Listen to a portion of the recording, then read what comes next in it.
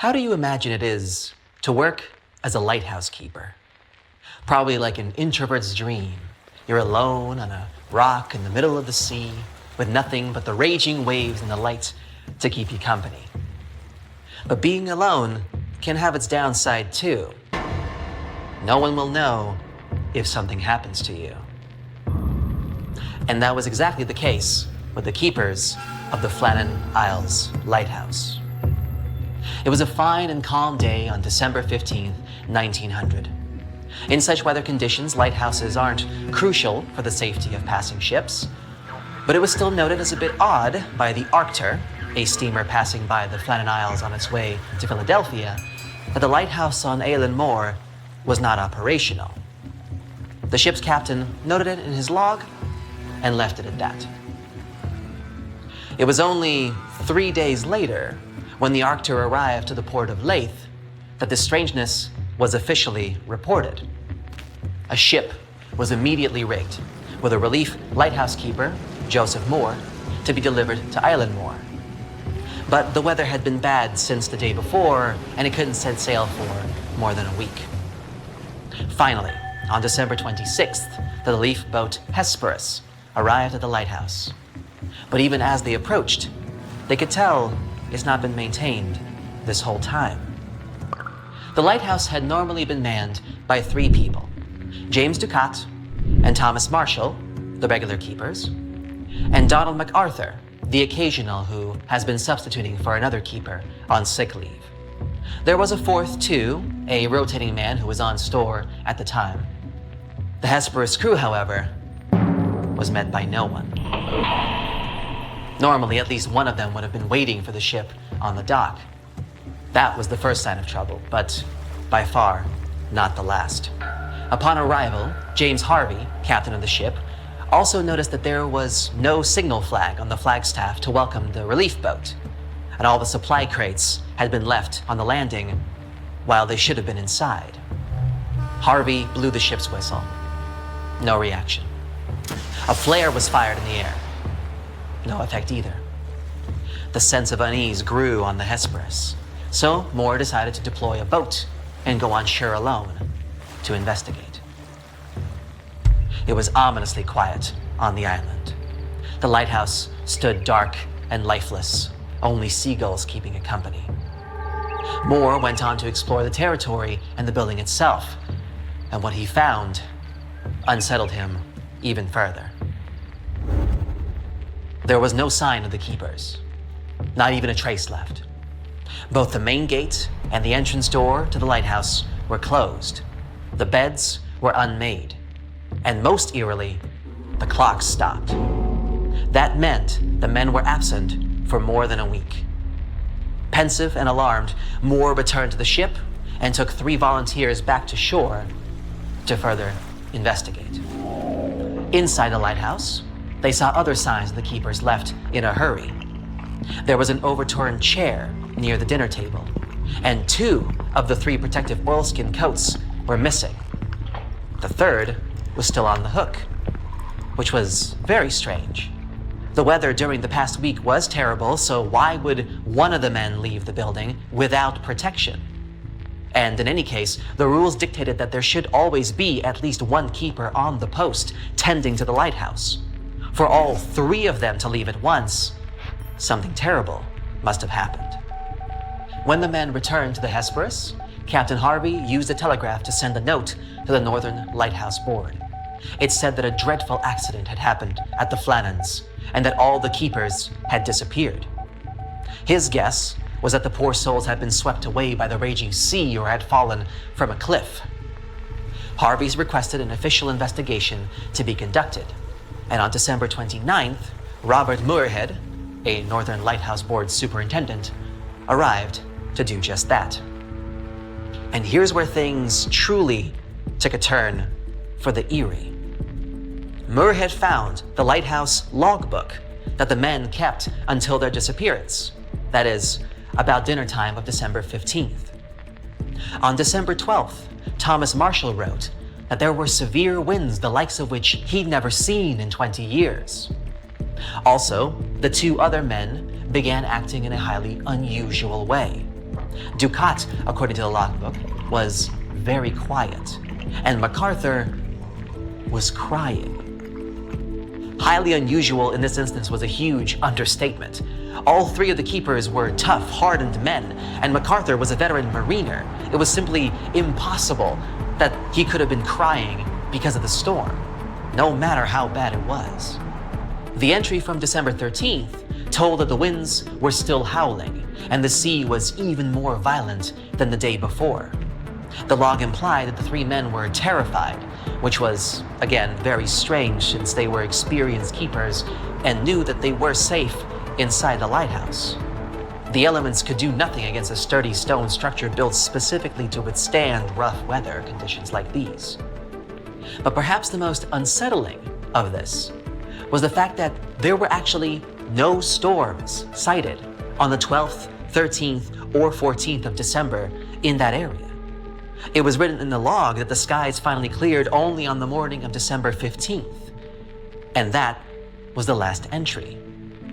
The keepers went missing on the evening of the same day. There are so many inconsistencies in this whole story that it remains a mystery to this day.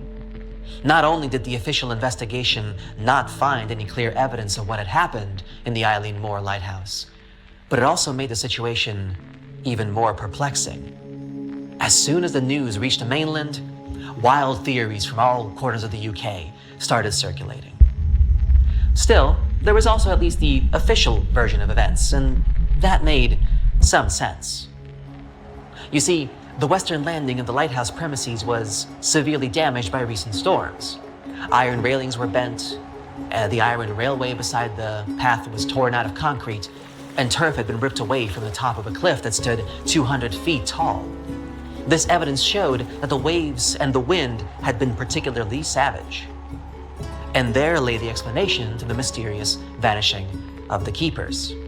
On the 15th of December, two of the men must have gone out into the storm to secure the box on the western landing which contained mooring ropes. They had been out for some time when the third one, left inside as the rules required, noticed an abnormally large wave coming down on the island fast. Deciding there was no time to waste, he leaped to his feet, overturning the chair he had been sitting on, and rushed off to warn the other two of the imminent danger. He was in a big hurry, so he didn't stop to grab the oilskin coat on the way out. But apparently, he was too late. When he reached his fellow keepers, the wave had already reached the island, and as they were all dangerously close to the edge, it swept them all from the landing. Seems a plausible enough theory, but there are a couple of gaps in it. Firstly, it doesn't explain where the storm even came from. The keepers disappeared in the evening of December 15th, and by all accounts, the weather that day was fine, and the sea was calm. Even the keeper's own logbook confirmed it. So, how would a huge wave appear on that day without any warning? And secondly, again according to the entries in the lighthouse logbook, the damage to the western landing had been done before the men's disappearance.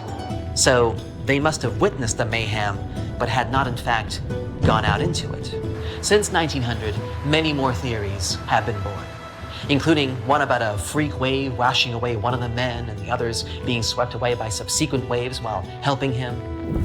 Also, some theorized that a big wave might have entered a narrow gully by the western landing and burst back with force, pushing the men who were trying to secure their equipment over the edge. In this theory, the third keeper was also running to help his colleagues but suffered the same fate as them. But whatever hypotheses were given, credible or nonsensical, none of them have given us any clue as to what really happened to the three bold men from Eileen Moore. Who knows? Maybe someday the truth will be discovered? What do you think caused the lighthouse keepers to disappear from the island? Let me know down in the comments. If you learned something new today, then give this video a like and share it with a friend. Oh wow, there's a hole in the bottom of the ocean. It seems that the ocean has a leak, but it's not like a leak you would expect, where water is flowing out. It's more like a spring since water is flowing in, not out. This unique leak is something we know as Pythia's oasis. A grad student was the one who accidentally discovered it. He noticed bubbles that were rising to the surface.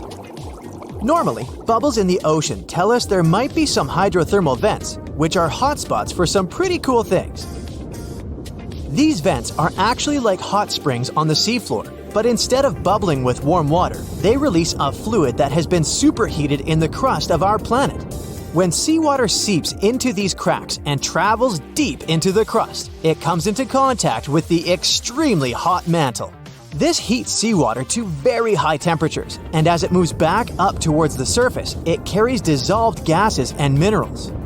When the hot fluid shoots out of the vents, it mixes with the surrounding seawater and quickly cools down. Just a short distance away from the vent, the temperature can drop to a comfortable 68 degrees Fahrenheit or so, which is, as it seems, exactly what some creatures like.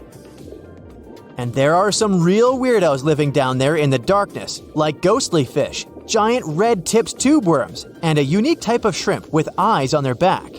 And some of them, like tube worms and bacteria, rely on the chemicals and minerals released by the vents to survive in harsh conditions. But in this case, the bubbling water didn't come from a hydrothermal vent. It was there because of a spring, and that's a bit more concerning. You see, the water in this reservoir needs to stay where it is. If too much of it seeps out, there could be some serious consequences, especially for the surrounding area. You can see this unusual leak along the Cascadia subduction zone, which is a massive fault line off the Pacific Northwest coast. It's a place where two pretty big plates that make up Earth's crust come together and slide along each other. The water from Pythia's oasis kinda acts as a lubricant between these plates. You can think of the fault zone as an air hockey table. When the fluid pressure is high, it's like you've turned the air on. That means the friction between the plates is reduced, which allows the plates to move. But if the fluid pressure is lower, the two plates can lock together, which then leads to the buildup of stress. Not that they'll feel bad. In the context of tectonic plates, stress is some pressure or force that can cause deformation. And if this stress starts to build up, at some point, it's gotta go somewhere. When it's too much, it can trigger earthquakes and most likely, not small ones. For example, a release of stress in the Cascadia subduction zone could lead to a magnitude 9 earthquake. For comparison, the biggest earthquake we've ever recorded happened in Chile in 1960, and it had a magnitude of 9.5. The damage was enormous. So we hope the water will stay in its reservoir and keep maintaining the delicate balance between the tectonic plates. We've explored only 5% of the ocean. Who knows how many cool things are there at the bottom, waiting to be found? For example, check out these mysterious holes scientists have stumbled upon in the depths of the Atlantic Ocean, near the Azores. They're neatly aligned and are about 4 inches apart, or in some cases, even several feet. They resemble punctures left by a sewing machine. Some think these holes could have a biological origin. For instance, some fish may have made them while walking along the seafloor. Others believe we could be looking at something that's human-made, maybe left by a spiked tire. Of course, such holes are perfect for making up stories about creatures from other planets who allegedly made them. Or maybe even legendary monsters, like that one from Loch Ness. It's definitely hard to explain such symmetry of the holes, but one deep-sea biologist offered a pretty good explanation. He said there could be an animal burrowing beneath the sediment, and from time to time, it could make little chimneys just to get access to clean water circulation in its small burrow. I mean, there are sediment piles around the opening of each hole, and they do support the idea that something pushed the soil from below. But there's still no proof these holes are actually connected beneath the surface. And there are also a lot of things hidden at the bottom of the oceans and seas that ancient civilizations left us. For instance, archaeologists made a really cool discovery off the southern coast of Croatia, a road hidden under layers of sea mud that's 7,000 years old. They found the ancient road at the sunken Neolithic site of Solin.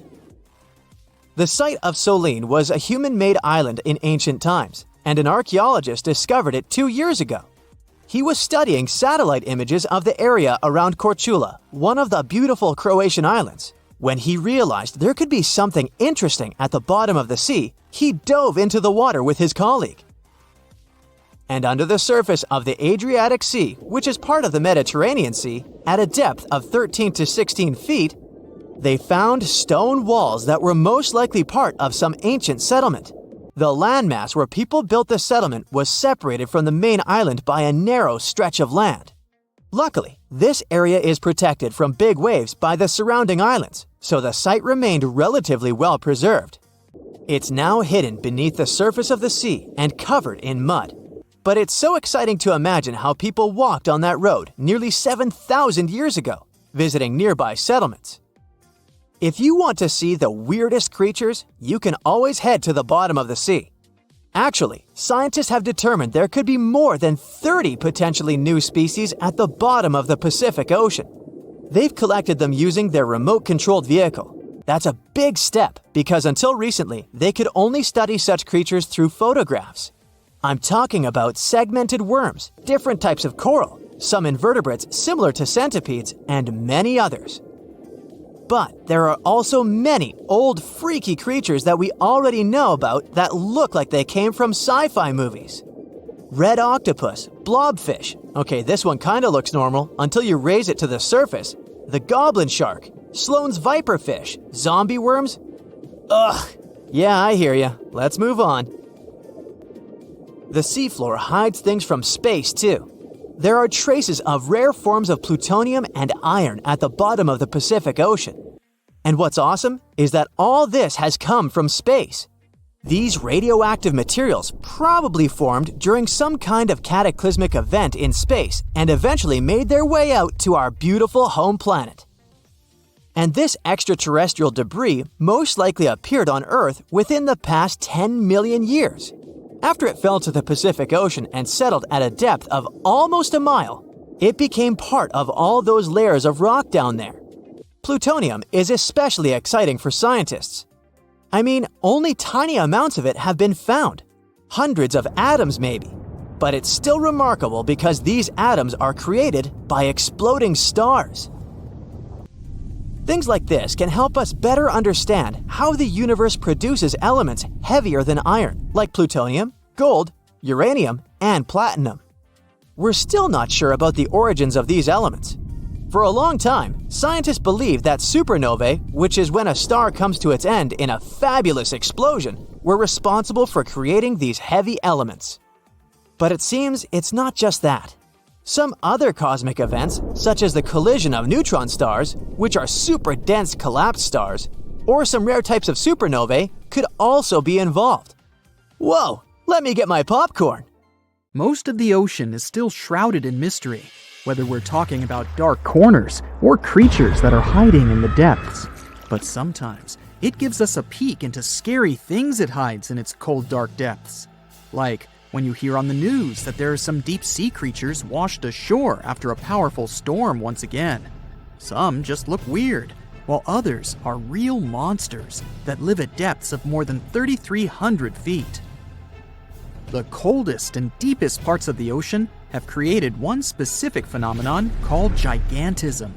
So, sea spiders, squids, worms, and many other animals, mostly invertebrates, or creatures without backbones, they're all way bigger and scarier than the versions we see in the more shallow areas. In the Pacific depths, you can see a sea sponge as large as a minivan. Or what about the colossal squid that lives in subantarctic waters and is nearly 14 times longer than the arrow squid, a type that mostly lives in New Zealand? Researchers found many of these underwater monsters in the abyssal zone of the ocean. Back in 2021, the researchers showed images of the giant phantom jelly. It was at a depth of 3,200 feet. Its tentacles were 33 feet long. Wow, I wouldn't like to face that one on the beach. It probably eats only small fish and plankton, but it can swim to depths of more than 21,900 feet. And down there, this giant jelly doesn't have enough food. How does it survive then? Scientists haven't figured it out yet. And there are even more questions related to the giant squid, the biggest one ever found. This monster is 43 feet long, with a weight of nearly a ton. Imagine if those tentacles would grab your car or something like that. They would smash it like it was a toy. There's no light in the abyssal zone. Sun rays just can't penetrate that deep. So there's no algae or underwater plants there. Local animals mostly eat snow. Marine snow is not like the regular one you build a snowman with. It consists of any small flakes or remains that fall from the surface of the ocean. Maybe even some leftovers that animals up there couldn't eat. So it's not much. But apparently, it's enough for very large creatures that hide deep down there, like giant squids. Squids that generally live at such depths don't bother going after their prey. They just wait until the poor animal swims right up to their long tentacles and falls into a trap. It may not be the best method ever, because not many animals will even swim into these dark, cold parts. But it's the method that saves energy. A giant squid eats only 1 ounce of fish daily, which is approximately 45 calories. That's nearly 50 times fewer calories than an average person should eat per day. So when a squid gets 1 fish, it saves it for a couple of days. I hope giant squids won't get the idea to go to the surface and look for food when there's not enough of it in the abyssal zone. And I hope even more that giant Greenland sharks won't get that same idea. You can find them at depths of up to 7,200 feet. They're twice as slow as we usually walk. They swim at a speed of 1.12 feet per second. Their slowness is part of the energy-saving mechanism that creatures down there need to survive. But they can speed up in the form of short bursts when they need to catch prey. But they kinda change their diet from predator to scavenger, considering their environment. There will be more leftovers falling from the surface than animals to go after.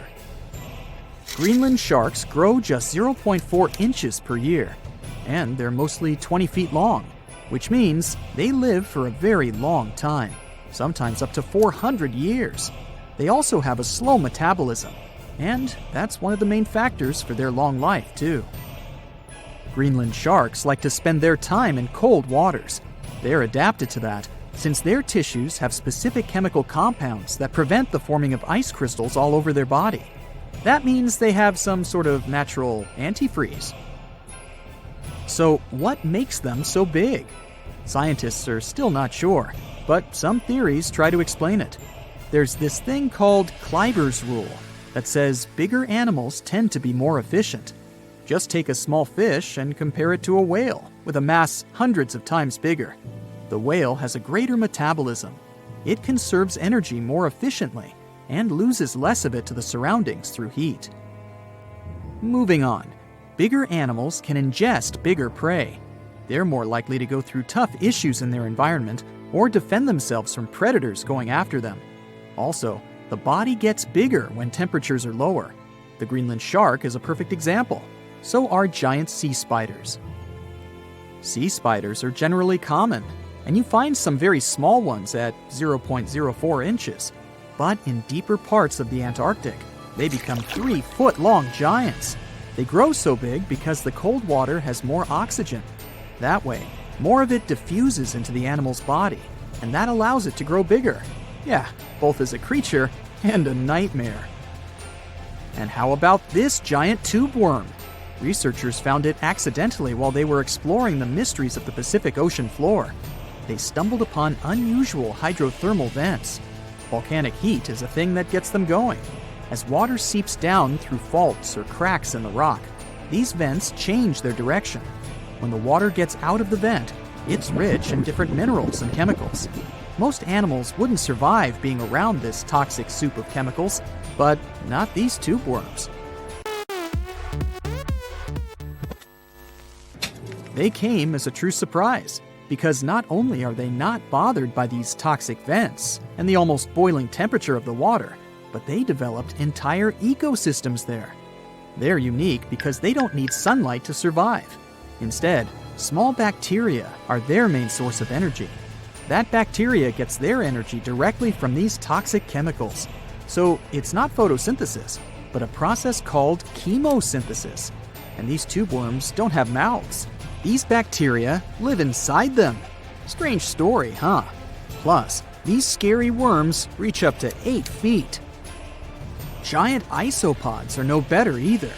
They lurk at the depths of the ocean of 1,640 feet or more below, far away from the sunlight, looking like some monstrous wood lice.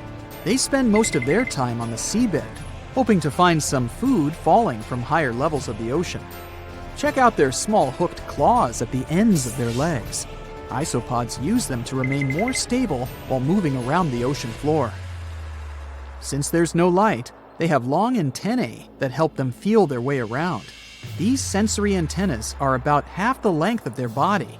Giant isopods have pretty big eyes compared to their body size too. They can grow over 12 inches from head to tail. And these fellas are really patient. Remember how we said animals down there rarely get food? Sometimes they need to wait for years to get a proper meal. That's why their metabolism is amazingly slow. 5 years later. They can go for 5 years without eating anything. Imagine that. I get hungry just talking about this. In 2006, a biologist did research to compare the differences between the shallows and the deep sea regions. He realized the deep sea mirrors the island rule. First, isolated parts of land develop biodiversity you won't find anywhere else. Second, small-bodied life there grows much bigger when it's isolated, compared to life on large land masses. Resources are limited, but also competition and predators. And we don't know much about these deep-sea creatures. It's too expensive and too complicated to carry out such research. So we'll just wait for more raging storms to show us at least part of the monstrous world cold ocean depths hide. If you could dive right into the mysterious darkness of the ocean depths, who knows what you'd come upon?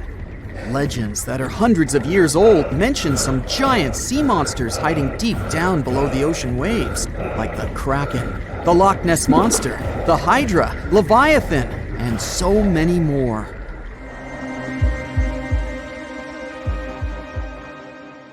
Okay, no one has ever seen such monsters, but there are still weird and unusually big sea spiders, squid, worms, and many other animals that grew way more than we'd expected. Take a look at the colossal squid from sub-Antarctic waters. It's around 14 times longer than the arrow squid that lives near New Zealand. And deep down in the Pacific Ocean, there's a sea sponge as big as a minivan. Oceans contain about 96.5% of all water on our planet. Up to 80% of all life on Earth we've discovered is under the oceanic waves. We haven't explored, mapped, or even seen more than 80% of the ocean. In fact, we've mapped Mars better than we have the ocean bottom. The pressure down there is insane, and it would make you feel like you're holding up almost 50 jumbo jets. And temperatures at such depths are extremely low. Conditions deep below the oceanic surface are harsh, so creatures that live there need to adjust. That's why many of them grew very, very big to survive. Creatures that live in cold, dark depths are so big because of a phenomenon called deep sea gigantism. The deeper you go below the oceanic surface, the less sunlight there is. That's why the temperatures drastically fall. The result of this is increased cell size and longer life of creatures. Also, these creatures don't have as much oxygen as the marine animals that live in shallower parts, and their food sources are minimal. Much of the food they get comes from shallower waters, and only a little bit trickles down to the deeper parts. And when there's not enough food, being large is an advantage. Larger creatures can move farther and faster to find something to eat. Their metabolism works slower. They don't digest the food that fast, so they can store food and conserve energy for hard times when they can't find anything to eat. They don't need to regulate their body temperature either, which also helps them save some energy, which they can then transfer to other body processes. They mature more slowly and later than those living in shallow waters. The majority of fish species that dwell in deep waters live 30 years or even more. Orange roughy fish, on the other hand, live up to 150 years. This fella grows 24 feet in length and weighs up to 1.5 tons. But it grows to be so big for centuries. They start looking for partners when they're 150 years old, and they can also live this long because there are not so many predators at such depths. Also, there are no humans or other things that can disturb them or endanger their existence. At such depths, the environment is pretty stable, so many animals there are like living fossils, because they probably haven't changed in millions of years. The first 650 feet of the ocean's depth are considered to be the open ocean. The majority of the marine life we've discovered lives there, since that's the area the sun can still reach. And then, as you continue going deeper, you reach the twilight zone. It seems like nothing lives there. But at about 820 feet, you see a small oasis of ancient life blooming. For example, there are sea lilies, animals that have been living at such depths unchanged for millions of years. Coelacanths, another living fossil, have been living in the ocean for more than 360 million years. Hagfish haven't changed in a very long time either, for over 300 million years. This creature lives at depths of 5,500 feet. They evolved before the rest of the vertebrates, which is why this is the only living animal without jaws or a spine, even though it still has a skull. Deep-sea creatures can't survive in shallow waters. They've evolved to live in depths under bigger hydrostatic pressure. Humans and other organisms that have internal spaces filled with gas would end up crushed if we could go to such depths. That's why deep-sea divers always need to wear special dive suits designed for surroundings with higher pressure, even though they're not going that deep to the areas where these giants live.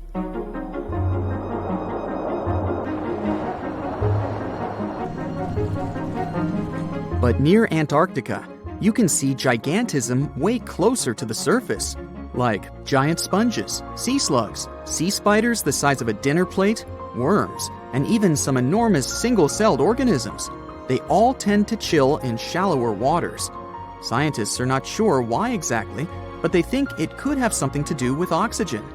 Giant species use just a little oxygen, and the waters around Antarctica are pretty rich in it, which means there's hardly any limit to these animals growing bigger and bigger. Back to deep-sea creatures. As mentioned, they had to adjust to strong pressure, so they almost don't have any air gaps in their body at all. They're mostly water-based, and since water is incompressible, which means it's not something you can compress, it helps them stay unaffected at such high pressure. But because of all that, if they were to go up towards the surface, they'd probably swell up, maybe even explode. Just look at the blobfish, the one that takes the title of the ugliest animal in the world. It looks normal deep down below the surface, where its natural habitat is. But when it gets up to the surface, where the pressure is 120 times lower, it changes its shape. The blobfish doesn't have a skeleton or muscles, so without high deep-sea pressure, it ends up being all floppy and saggy.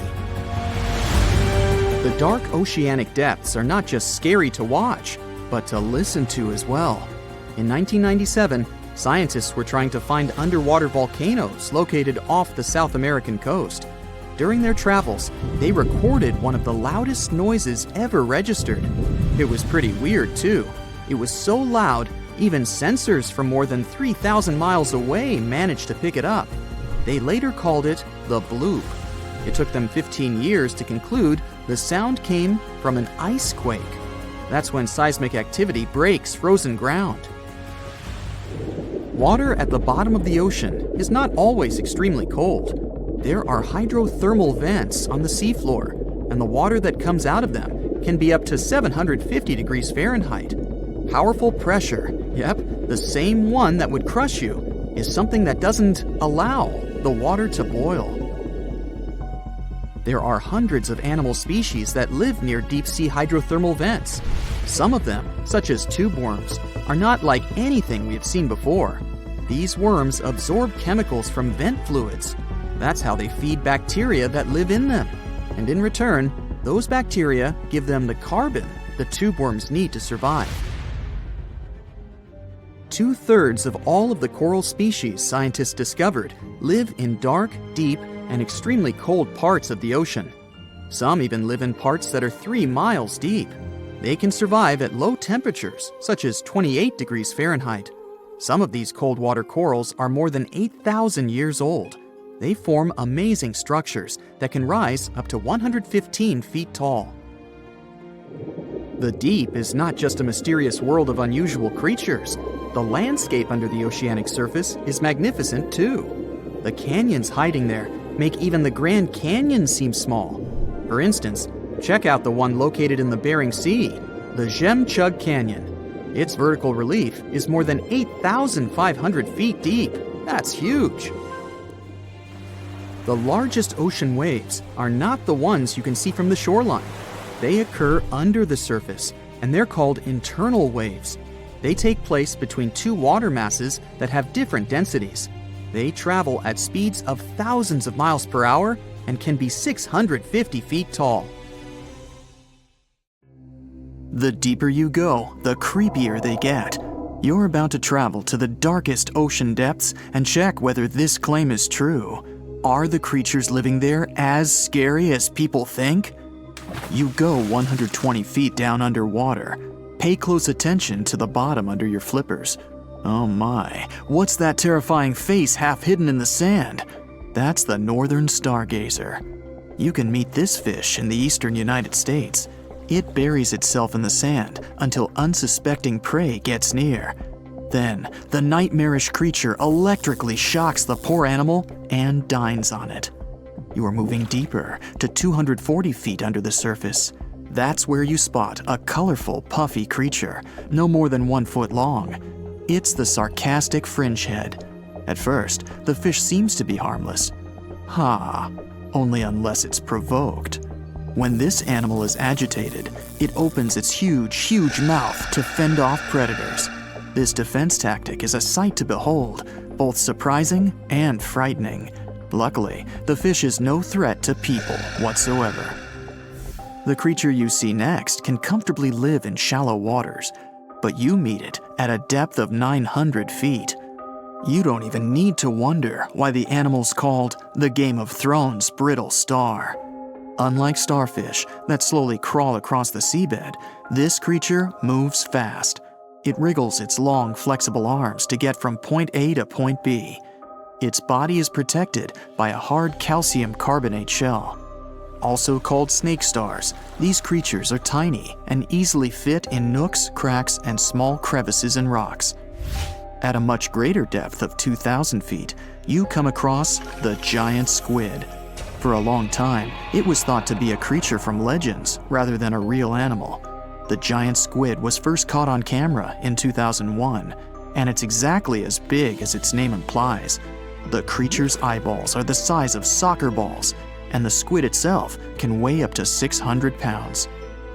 Almost 3,000 feet below the surface, you get spooked by another creepy-looking animal. It's somewhat red and rather small, no longer than 1 foot long. As you approach the creature, it looks rather docile, or maybe just indifferent. The vampire squid, that's the animal's name, looks like an umbrella with tentacles. It doesn't even produce ink, so you leave it alone.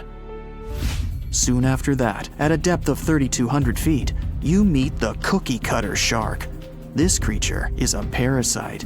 It attaches itself to big fishes, dolphins, whales, and sometimes even people. Then, using its neatly arranged serrated teeth, it gouges out cookie-sized pieces of meat. This nasty glowing animal doesn't grow larger than 20 inches and lives in the ocean twilight zone. At a depth of 3,300 feet, the light becomes a rare and valuable thing. The animals living that far away from the surface have to evolve unusual features to survive. That's how the barrel-eye fish ended up with a transparent head and 2 super-sensitive barrel-shaped eyes. Right now, pretty much like always, they're pointed upward, allowing the fish to see potential prey and you. Almost 4,000 feet below the surface, you see something droopy and saggy. The blobfish doesn't have a skeleton or any muscle. Its jelly-like flesh lets the creature survive incredible water pressure. Despite its appearance, the blobfish is an ambush predator. It usually lies very still on the bottom, waiting for unsuspecting prey to swim by. you go a bit deeper and spot a creature that looks particularly ghastly. The goblin shark senses prey with its snout. The creature's terrifying jaws are attached to elastic ligaments. When some animal comes too close, the shark catapults its mouth forward to catch it. If your mouth could do the same, you would be able to eat things dangling 7 inches away from your face. Even deeper than that, at 5,000 feet, you notice another member of the shark family. The frilled shark looks like an overgrown eel, but its gills are lined with red fringe at the edges, hence the name.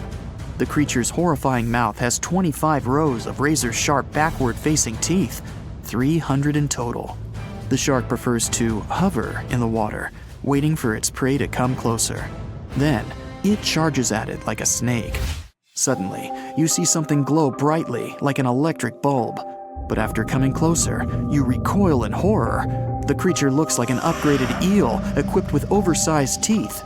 That's the deep-sea dragonfish that can live at a depth of 6,000 feet. Chemical processes going on inside the fish's body produce an eerie red glow. This glow is used to communicate with other fish. At the same depth, you meet another deep-sea inhabitant. Its most prominent feature is its huge mouth. Thanks to it, the gulper eel can swallow its prey whole. Its stomach can expand to a terrifying size when it needs to fit something large. At a depth of 6,600 feet, you come across an angry-looking creature with a fishing rod over its head. It's the deep-sea anglerfish. The animal has an unusual dorsal spine, even though it's worn only by females. It protrudes above their mouth and has a lure on its tip, some luminous flesh that baits prey. The anglerfish has such a big mouth and its body is so pliable that it can swallow animals twice its own size. You're 7,000 feet down when you see another fish that's glowing in the dark. The black dragonfish is a sly creature. It has its light-producing organs arranged along its belly. The spooky creature also has gleaming flashlights next to its eyes. They help the animal find prey and attract potential mates. At the same depth, you also spot an enormous pillbug. But unlike the critter you can find in your garden, this one is at least 20 inches long. That's the giant isopod, and it is, indeed, related to the roly-poly, as well as crabs and shrimps. These creatures may look somewhat scary, but they're harmless. They feast on other deep-sea animals only after those have passed away. At a depth of 13,000 feet, you notice the ocean floor has become a bit fluffy. That's because it's covered with zombie worms. These creatures rarely grow to be more than 2 inches long, and still, they can break down fairly large animals, so strong the acid they produce is. The worms' feathery appearance makes them look like plants. But the truth is, these creatures munch on rock-hard bones of the world's largest animals, such as whales. The grid-eye fish almost scares you out of your mind soon after that. This creature has a pair of large greenish oval plates on the top of its head and no eyes whatsoever. Experts believe that these bony membranes detect light coming from predators, saving the fish's life. You're now 3 miles down below the surface, and that's where you spot something bizarre on the bottom. It's definitely a fish, but it's standing on the ocean floor on 3 long, rigid legs. Ah, it's the tripod fish. Curious rather than scary. This creature has adapted to the almost complete darkness by giving up on its vision. It has to rely on vibration and touch to sense prey. And then, the fish uses its fins as hands to transport food directly into its mouth. You don't have time to go any deeper before you spot the faceless fish. This slightly off-putting creature has no eyes, and its mouth, smiling a Mona Lisa smile, is underneath its body. For the first time, the faceless cusk, which is the creature's official name, was seen more than a century ago. The next time it happened was only in 2017. Once you've reached a depth of 6 miles below the surface, you see deep-sea cucumbers. These bizarre creatures are much bigger than their shallow water relatives. They spend most of their time on the sea floor. But if they need to escape predators, they are able to swim away. Deep-sea cucumbers have bright purplish coloring, tiny feet, and tentacles that surround their mouths. Cute. The question is, why do these deep-sea creatures look so scary? Life is very different there, at the bottom. Tremendous water pressure, a lack of food, and constant darkness. You have to adapt to survive in such extreme conditions. There are plenty of fish in the sea. Some of them look totally like Nemo or Dory. Then there's the butterfly fish and fancy guppy, which is indeed really fancy. And then there's... What on earth is that? I would definitely not pay for a diving experience to see this guy. The anglerfish has the unofficial title of the ugliest animal in the world, but I wouldn't dare to break that news to it. There are more than 200 species of anglerfish currently swimming somewhere in the gloomy depths of the Atlantic and Antarctic Oceans, up to a mile below the surface. Some of them prefer different living conditions, the shallow tropical environments. Different kinds of anglerfish vary in shape and size, from the famous black sea devil to frogfish, monkfish, football fish, goosefish, batfish, and sea toad. The larger ones can be half as long as a full-sized bed, but most are less than a foot long. Since the choice of meals where these guys live isn't that huge, they had to come up with a unique hunting strategy. They don't waste their priceless life energy on following prospective prey. Instead, they use a piece of dorsal spine that sticks above their mouths like a fishing pole, hence the name of the fish. There's a sac of bioluminescent bacteria that glows brightly in the dark at the end of that rod. The light lures prey, and all the anglerfish has to do is wait, and then enjoy its lunch delivered right to its mouth.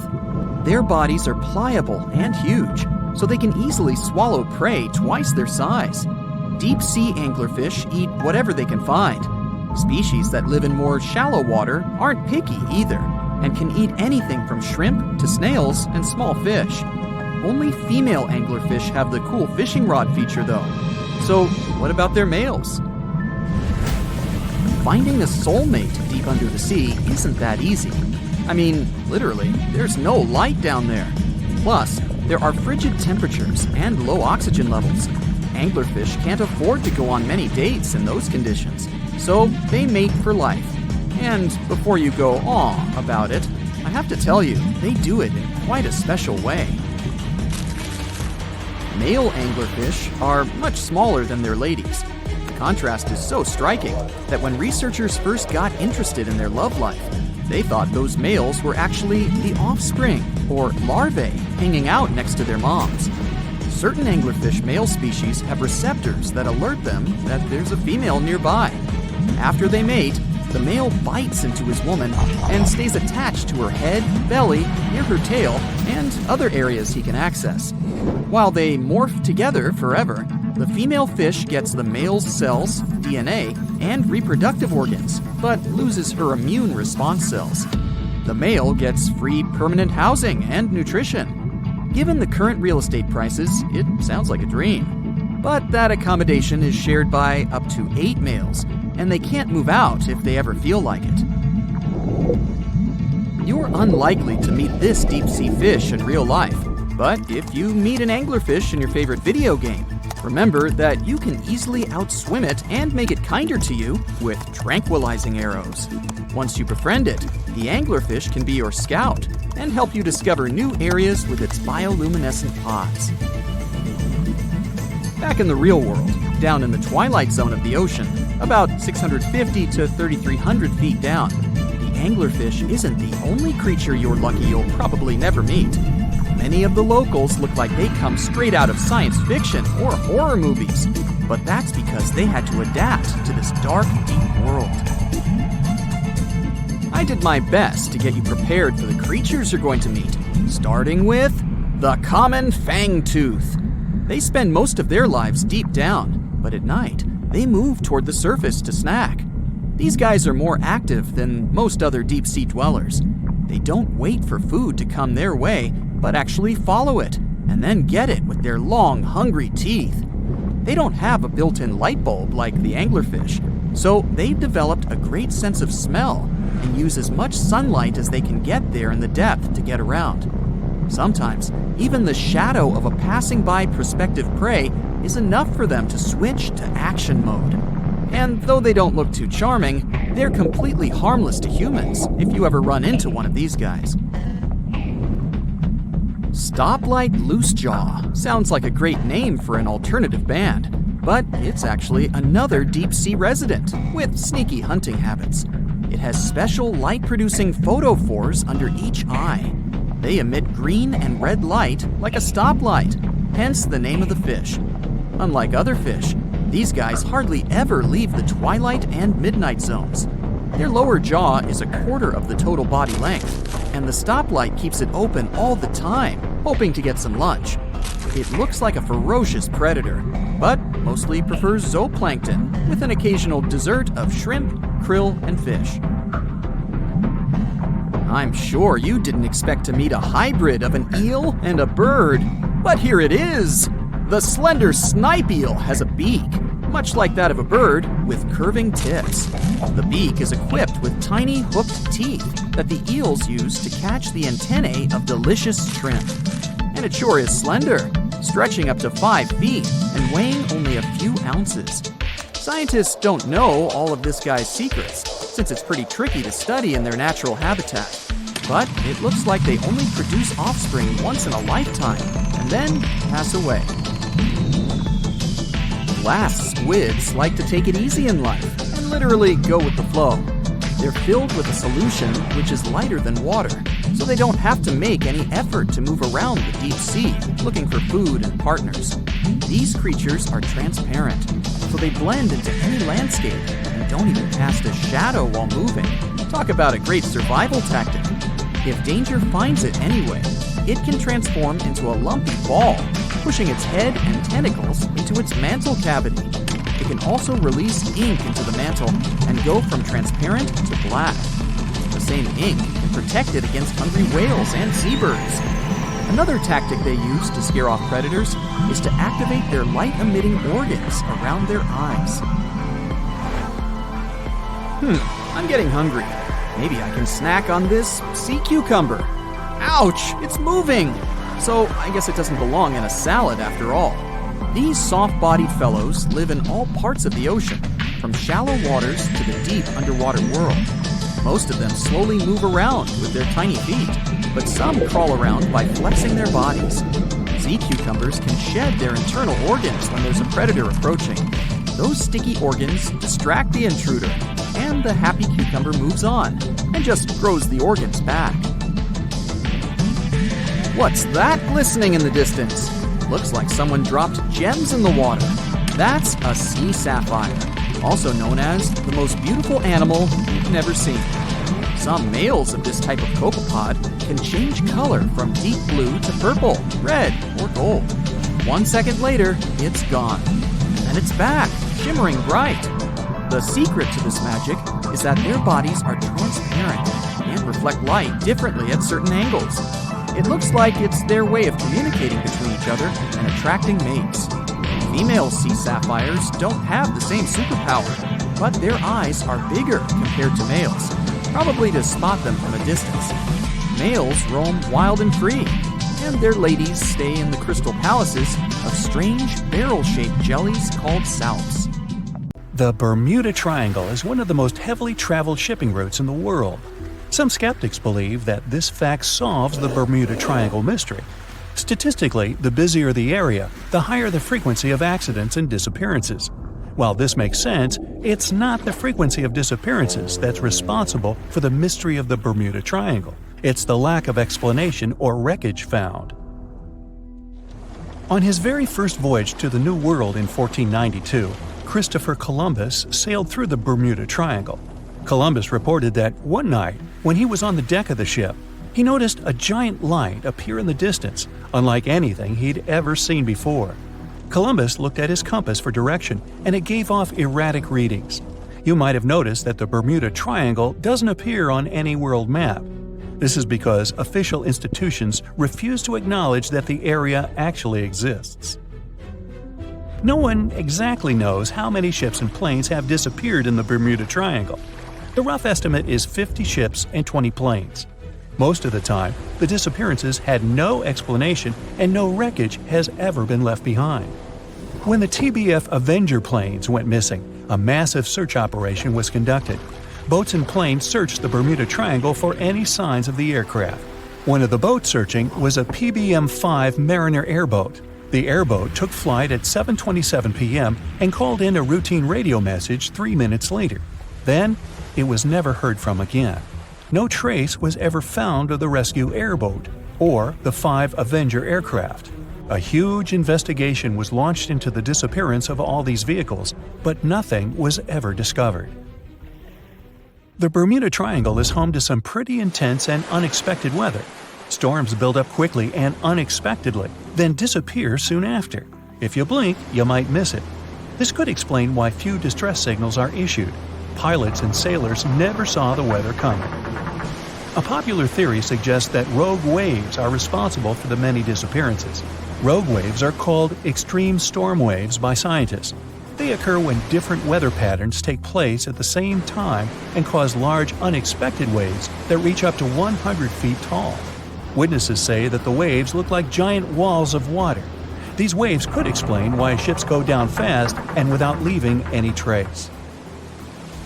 Just off the coast of Japan, you'll find the Bermuda Triangle of the Pacific Ocean. They call it the Devil's Triangle. Between 1950 and 1954, 9 ships disappeared in this area without leaving a trace. The ship Kaio Maroon 5 was sent to investigate these unexplained disappearances when it also vanished. After this incident, the Japanese authorities labeled the area as a danger zone, and sailors were encouraged to avoid it. Some people blame all disasters on the extraterrestrial paranormal activity. Others suppose it's all about raging natural phenomena. Some scientists believe the cause of anomalies is the environmental changes. Also, there's a really high concentration of methane hydrates on the bottom of the ocean in the Pacific Bermuda area. This gas tends to set off, and when it happens, bubbles start forming on the surface of the water. These gas eruptions can interrupt the ability to float and can easily sink a ship. Because of this chemical reaction, there won't be even a trace left. Underwater volcanoes are said to be another possible explanation for the Japanese Dragon's Triangle. In fact, they can take down even small islands. Luckily, nobody lives there. It's a pretty common thing in this area that some of them disappear underwater and others appear out of the blue because of seismic activity.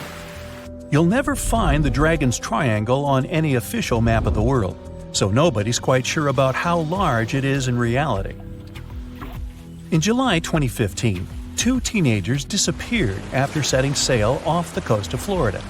There's some mystery about what the 2 teens were really getting up to. They told their parents that they were just going to fish, but they told their friends that they were crossing to the Bahamas. Shortly after they left, a line of thunderstorms moved towards the area, and the boys were never heard from again. A massive search was conducted, but sadly, nothing was found. 1 year later, the pair's boat was found off the coast of Bermuda with a broken iPhone and some personal effects left inside. One of the most popular and bizarre theories trying to solve the Bermuda Triangle mystery comes from Charles Berlitz. He insists that the area is home to the lost city of Atlantis. The missing ships and planes and malfunctioning equipment, according to him, were all caused by rays of energy let out by the special energy crystals that power Atlantis. While this sounds silly, Berlitz's theory was convincing enough that over 20 million people bought his book worldwide. Previously, the compass wouldn't work well in the Bermuda Triangle since the lines of the 2 poles coincided here, true north and magnetic north. But if you fall into this line, your compass will behave strangely. But the magnetic north is constantly shifting, and now it's far beyond the triangle. No legend says pirates of the last centuries operate in the Bermuda Triangle, or that the Flying Dutchman makes other ships disappear. A popular theory is that ships travel to the distant past or future through a time portal in the Bermuda Triangle. Fortunately, these are all myths. Just imagine hundreds of giant tentacles reaching out to a group of ships sailing through the Bermuda Triangle. In the past centuries, they could easily sink an entire fleet, since the ships were made of wood and were lighter. Squids wrapped decks with their strong tentacles, made holes in the ship's hulls with their sharp beaks.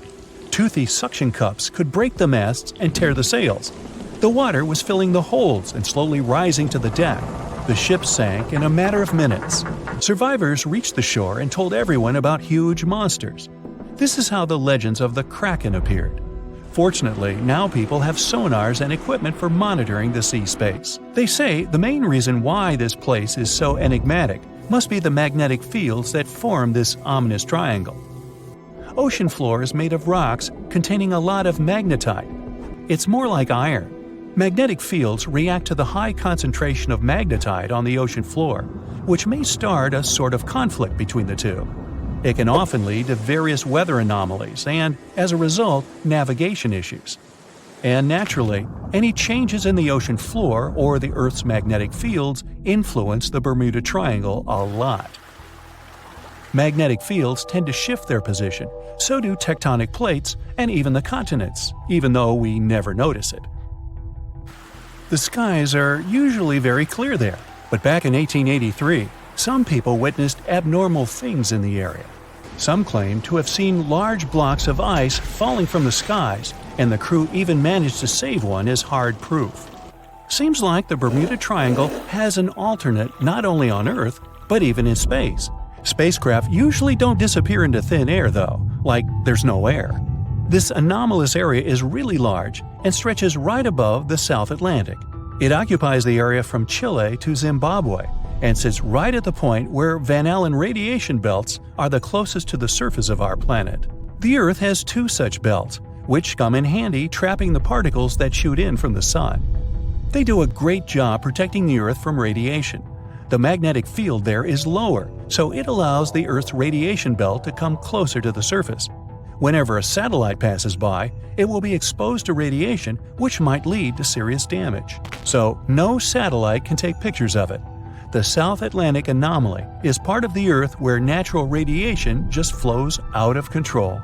Still, there is little evidence that all these triangles are really dangerous. Many believe the Bermuda Triangle itself has been proven time and again to be nothing but a work of fiction. In fact, some shipwrecks, such as the Ellen Austin, gained popularity in the middle of the 20th century, while nobody even thought of drawing a triangle in the Bermuda area before that. The mystery was popularized by science fiction writers and became a common myth, while no serious research proved it any more dangerous than other parts of the world's ocean. So, the crew of the Ellen Austin back in 1881 weren't even aware of the Bermuda Triangle back then, let alone afraid of it. What do you think?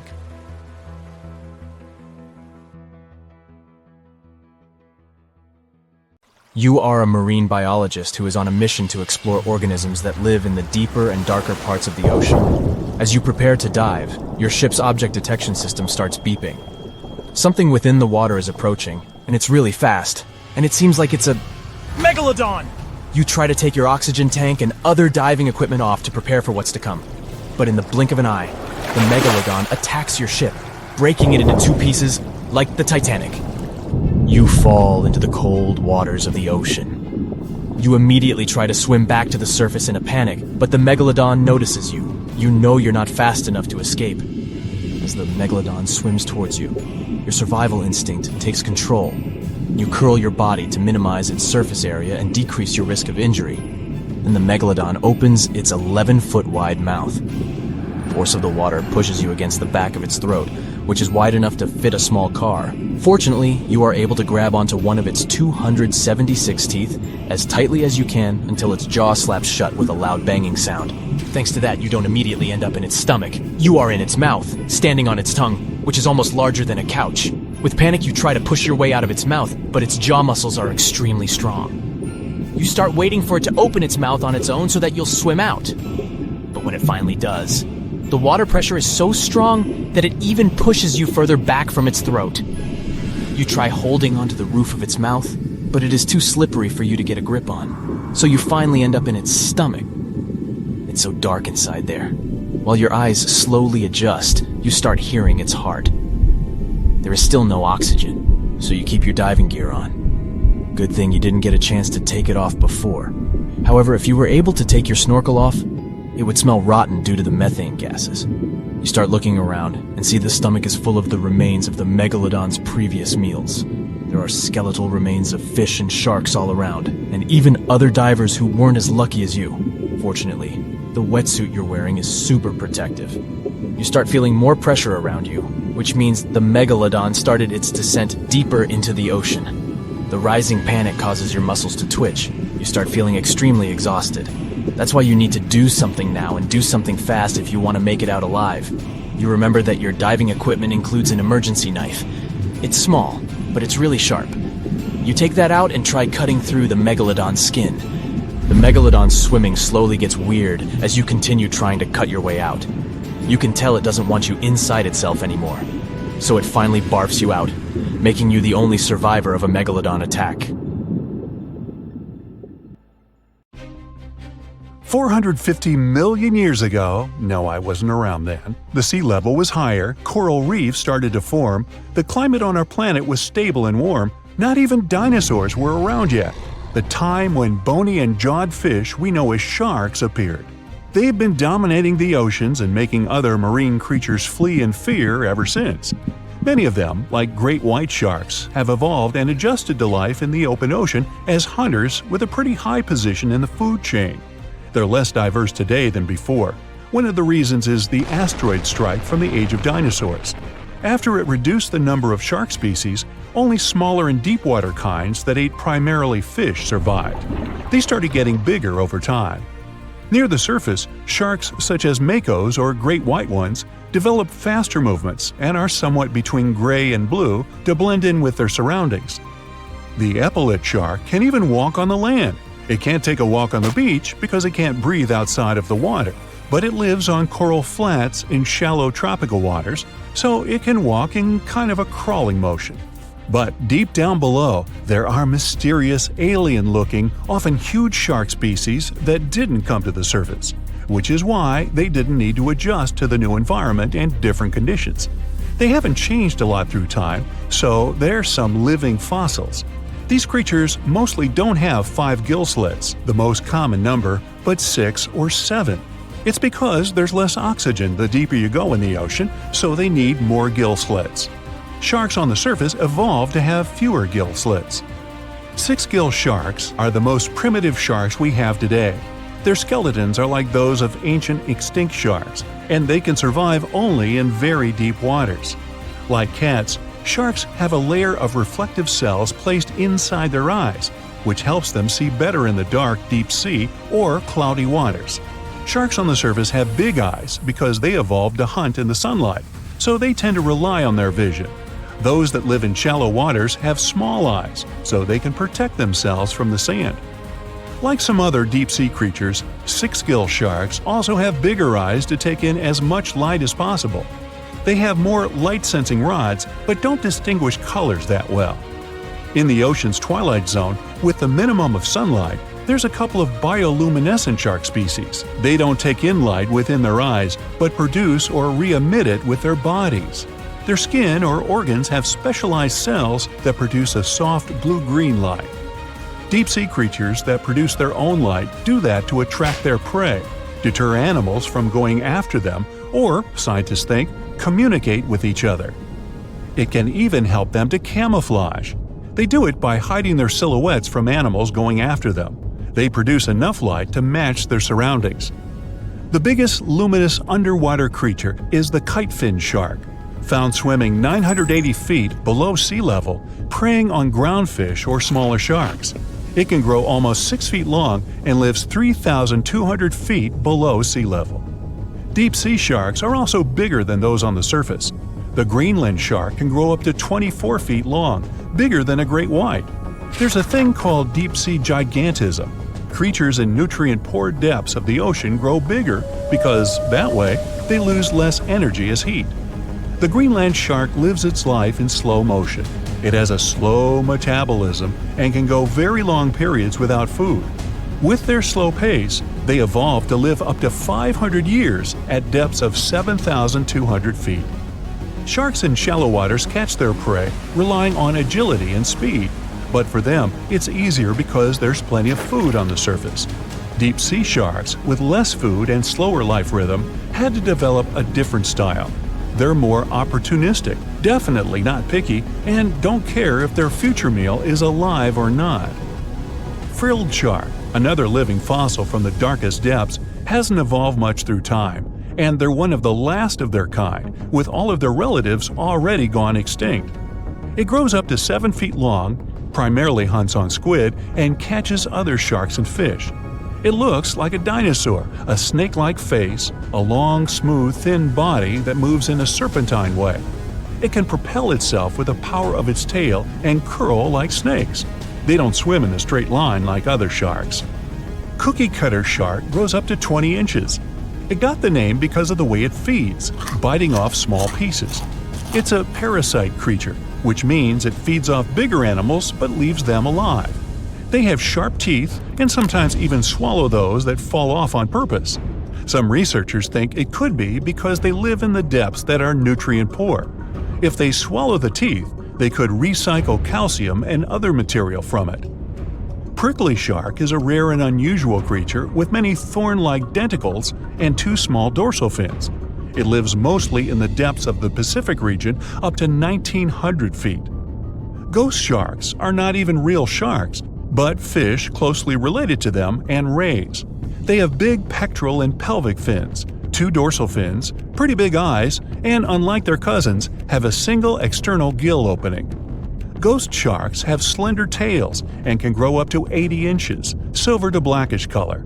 They sometimes live in rivers and coastal waters, but also in the depths of the ocean of 8,200 feet or even deeper.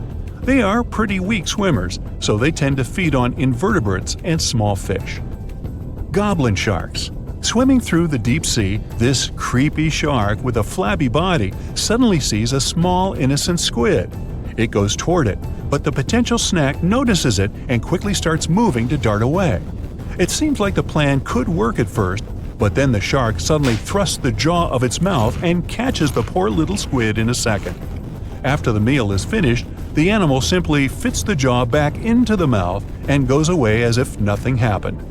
This is possible because it has a jaw connected to 3-inch-long flaps of skin, which is why it can unfold from the snout.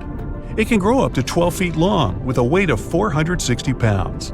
Scientists think goblin sharks are mostly active in the morning and evening. The shark has a long, prominent snout and specific sensing organs on it. It uses them to sense electrical fields in the dark oceanic depths.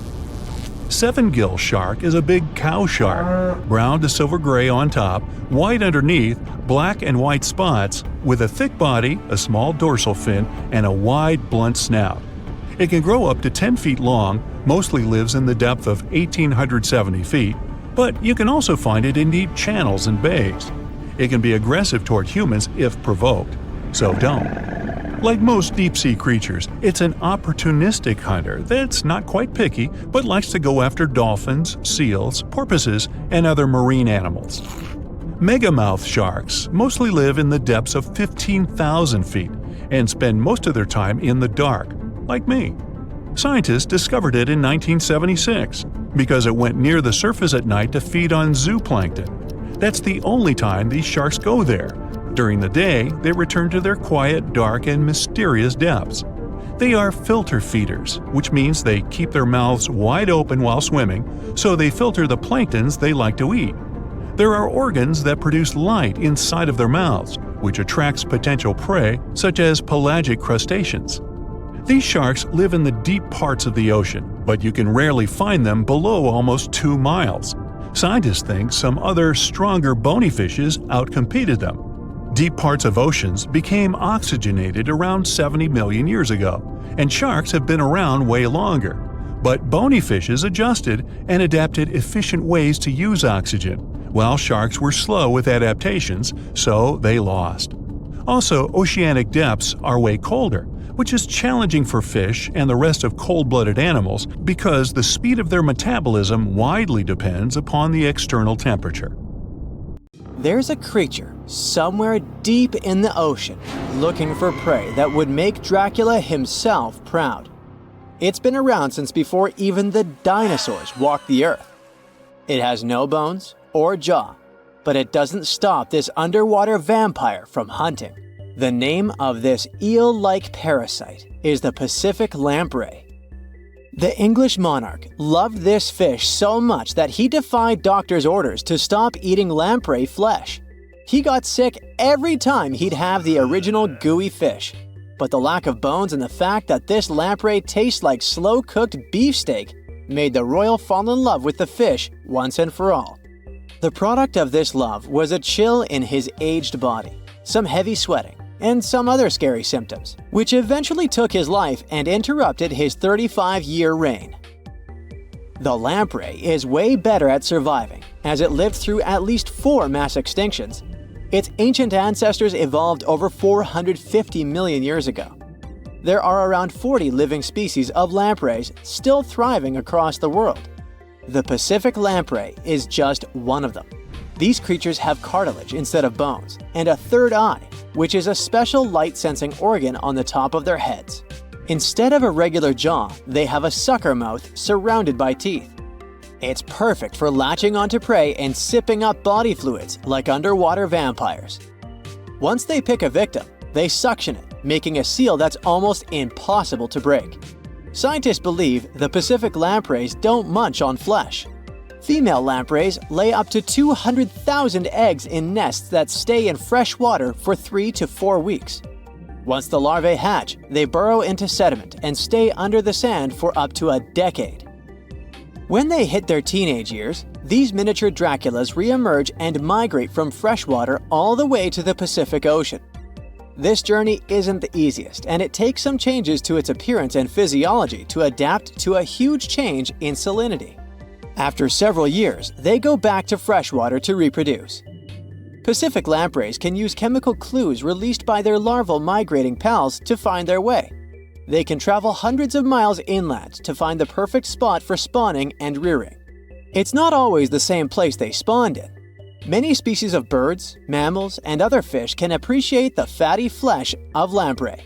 This makes them some of the most valuable players in freshwater and marine ecosystems. Another lamprey type, the sea lamprey, is native to the Atlantic Ocean. It's not that dangerous when it's at home, but once it gets to the Great Lakes, it becomes a real threat to the 4 local native species of lamprey. The sea lamprey is up to 4 times bigger than the lake species. It has unlimited food and spawning grounds, and no natural predators here, so it becomes cocky. It secretes an enzyme that doesn't let the blood clot. Once it attaches to some unsuspecting fish, it spends the next several months feeding off of it. And even if the fish shakes the lamprey off, it doesn't have long to live because the mark the predator leaves behind. Sea lampreys aren't interested in humans, but can accidentally latch onto a swimmer. It won't be fatal, but it's not the most pleasant sensation, and you need to get the spot of the impact disinfected. The Australian box jellyfish looks harmless, but it's considered the most venomous marine animal. Unlike other kinds of jellyfish that float with the current rather than swim, this creature can reach an impressive speed and choose its own direction. It has tentacles covered with tiny darts loaded with poison. People and animals that get unlucky enough to meet with those tentacles face some scary and sometimes even fatal consequences in a matter of minutes. Before you decide to never revisit the ocean, you should know that only a few out of around 50 existing species of box jellyfish have venom that is lethal to humans. There are some not-so-dangerous species living in warm coastal waters worldwide. And the most dangerous ones are in the Indo-Pacific region and northern Australia. A blue-ringed octopus spots a signature psychedelic color and the ability to take away your life. This cute-looking sea monster likes to spend its time in the soft, sandy bottom or shallow tide pools and coral reefs. It normally hides in underwater crevices, among shells or debris. If you disturb it, the octopus will activate its tiny color-changing organs and demonstrate its blue rings as a warning signal.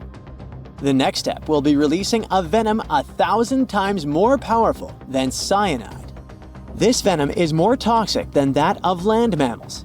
The octopus normally uses it to hunt crabs, shrimp, and small fish by pecking them with its beak and paralyzing them. There is no known antidote for the venom, so if you ever see this sea creature, the best you can do is to stay away from it. It bites without any pain, so you might notice when it's too late. The good news is that it's not aggressive and won't go after you unless it's cornered.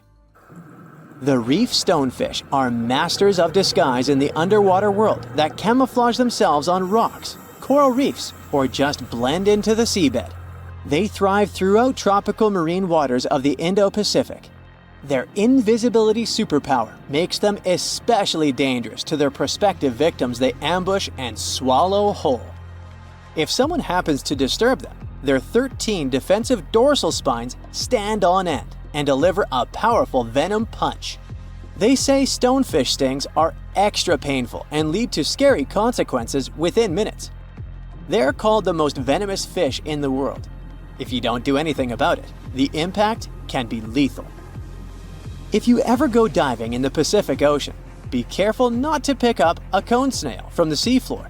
It has a beautiful shell made of brown, black, or white patterns. Like most other snails, it's slow, but it has a complicated system of seeking out prey. It likes to snack on fish, marine worms, or even other snails. Once a cone snail senses food is near, it activates a sharp proboscis, or a needle-like protrusion from its mouth. The attack is swift and super potent. The victim doesn't even have time to realize what happened to them. Once it's completely incapable of moving, the cone snail swallows it whole. Humans aren't on its menu, but it can still release the venom if someone steps on it or disturbs it. The proboscis can even penetrate gloves. Luckily, only several out of over 700 species of cone snails can take a human's life. But since there's no antivenom, you better not risk it. All 52 known species of sea snakes living mostly in the warm tropical waters of the Indian and Pacific Oceans are venomous. The beaked sea snake even has the title of one of the world's most venomous serpents, but it's one of the few kinds that can pose a real threat to humans. Sea snakes prefer a peaceful coexistence and would rather slither away than engage in any confrontations. If you ever see them in the water, staying calm and moving slowly will save your life. Sea snake bites, although almost painless at the moment, can have varying degrees of impact. Some may only cause mild symptoms, while others can lead to severe outcomes. Most bite reports come from accidental encounters, like someone freeing them from nets or unsuspecting beachgoers stepping on them. Blue dragons rarely grow larger than the size of a grape. They like to swim belly up, so their brightest blues blend in with the ocean waters. And the silver front faces down and camouflages with the darker seabed. Blue dragons feed on another dangerous sea creature and store up their stinging cells. Their venom lives on even after the fish itself is no longer alive. That's why you should be extra careful and never pick up or step on them on the beach. Lions, dogs, cats, all these mammals sleep in pretty comfortable positions. But not whales. They look like giant floating loaves of bread, which is a scene one diver accidentally came across in the Caribbean Sea. 6 whales were just standing upright with their tails pointed down at a depth of about 65 feet below the surface. Scientists discovered that when sperm whales take a nap, they stay in this position for 10 to 15 minutes. They don't move or breathe. But these creatures spend only 7% of their time asleep, far less than other mammals. Usually, they either rest peacefully in the water or relax, slowly swimming next to other marine animals. When they're moving and sleeping at the same time, they're actually taking a nap. These animals can't go too deep and need to stay close to the surface. Great white sharks sleep and hunt at greater depths, which means one less thing to worry about when taking a quick nap. Plus, it gets pretty cold the deeper you go, and whales need warmer environments that can help them maintain the temperature of their large bodies. When alone, dolphins enter a stage of deep sleep. It usually happens at night and lasts for only a few hours at a time. While sleeping, the animal floats at the surface. It shuts down half of its brain, I can relate, together with the opposite eye. The other half is at a low alert level, awake and ready to react if some unwanted visitor comes closer. The part of the brain that is awake also sends signals when it's time to go up to the surface to take a breath of fresh air. Marine mammals have the blowhole. That's a flap of skin they can open and close whenever they want. People breathe automatically. Your body knows what it needs to do even when you're sleeping. But whales and dolphins have a voluntary breathing system. It means they need to consciously go to the surface to get some air. And one part of their brain needs to always be awake to inform the animal it's time to go up. Whales and dolphins can hold their breath way longer than other species. They also have a higher tolerance for carbon dioxide and can take in more air. Their red blood cells store more oxygen too. Whales and dolphins' blood goes only to those body parts that really need oxygen. If a whale only uses its brain, heart, fins, and some other muscles needed for swimming at the moment, those will also be the only body parts that will get the oxygen. Digestion or other functions can wait. The ocean is not a place where you can relax and peacefully fall asleep. While sleeping, fish reduce their activity. Their metabolism becomes slow. Some of them keep floating in the same spot. Others find a safer place among corals or in the mud. Early in life, dolphins learn to make a unique whistle that helps others from their pod to identify them. That means these specific whistles are their names, and dolphins do respond to them. Clams have feet. It looks like a large tongue that sometimes protrudes from the shell, but that's actually the foot, and it's relatively long compared to the length of the animal. Clams use this limb to dig themselves in the sand. The blue whale is the largest living animal, and it's also larger than the majority of dinosaurs used to be. They can grow to more than 100 feet long and have a weight of almost 200 tons. That's like 50 adult elephants. A blue whale's tongue alone can weigh more than one elephant. Such a giant surely needs to eat a lot, 500,000 calories in just one mouthful. The blue whale's heart is the size of a small car and weighs 1,300 pounds. To move the blood through such a giant body, the heartbeats are so strong you can hear them even from 2 miles away. The heart of a whale beats only 8 to 10 times per minute. The whale is one of the loudest creatures out there. Its call can go up to 180 decibels, which is as loud as a jet plane. Almost 95% of jellyfish's body is made of water. For comparison, the human body is 60% water. It's probably not a surprise since jellyfish don't have a heart, blood, eyes, or brain. The other 5% of their body weight is proteins, muscles, and nerve cells. Jellyfish have been around for more than 500 million years. This makes them older than dinosaurs. These creatures haven't changed much, and today's jellyfish are pretty much like their ancestors. These creatures live in the ocean, but in 1991, more than 2,000 jellyfish polyps were taken into space. Scientists wanted to see how they would react in the environment with no gravity. The jellyfish reproduced and created 60,000 new polyps, but unfortunately, those couldn't function normally after getting back to Earth. One species of jellyfish can literally live forever. As it grows older, the critter goes down to the seafloor to become a polyp again, and that polyp turns into a new jellyfish with the same genetics. Greenland sharks can live 500 years. This is an animal with almost the longest lifespan among vertebrates. Sperm whales are sociable creatures. They spend their life surrounded by their family. These animals support one another and have close friends they remember well, even if they don't see each other for a long time. Electric eels have small eyes that are not so effective in environments with no light, so they mostly rely on their electric organs. Those consist of 6,000 cells. Eels use them to stow power, similar to batteries. These creatures use electricity like bats use their radars or dolphins their sonar. An eel can also produce enough electricity to power a panel of light bulbs. There's a small tropical archer fish that can learn to recognize human faces. This fish has an interesting ability to spit small jets of water from its mouth. Researchers showed the fish the image of 2 different faces placed side by side. One was unknown and the other was familiar. The fish was supposed to spit water at the familiar one. The creature took the right guess more than 80% of the time. Every year in the winter, great white sharks that live along the California coastline disappear. It feels as if they take a vacation for 30 to 40 days. The animals go to a point halfway between Hawaii and Mexico. They might do it to get some food, relax, or hang out with their buddies from other areas.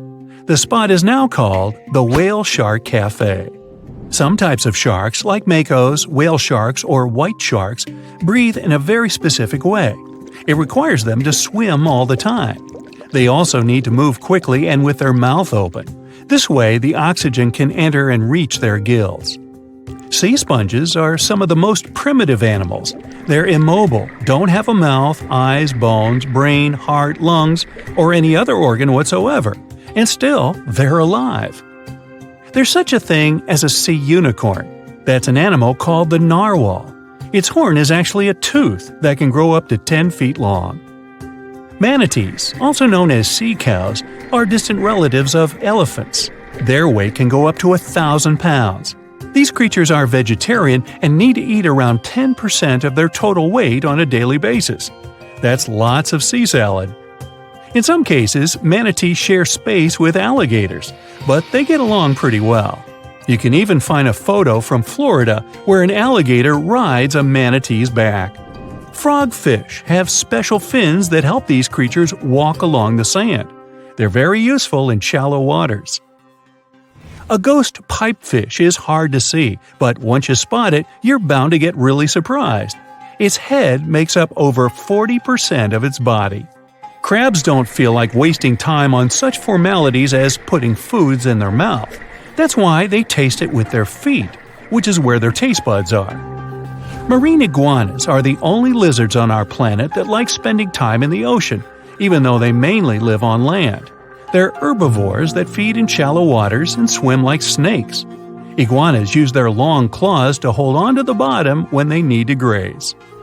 Green turtles can cross over 1,400 miles when migrating. They try to find the perfect spot to lay their eggs. Penguins sort of fly when they're underwater, reaching a speed of 25 miles per hour. More than 5 million years ago, I've heard, I wasn't around then, deep sea worms and humans had a common ancestor. So we still share 70% of our genes with these creatures, and with sea stars, squid, and octopuses. The ocean covers over 70% of our planet, and over 80% of it is unexplored. More than 1 million species live there. But there are not only animals, 3 million shipwrecks are lying all over the ocean floor, hiding mysterious stories. Many of them are yet to be discovered.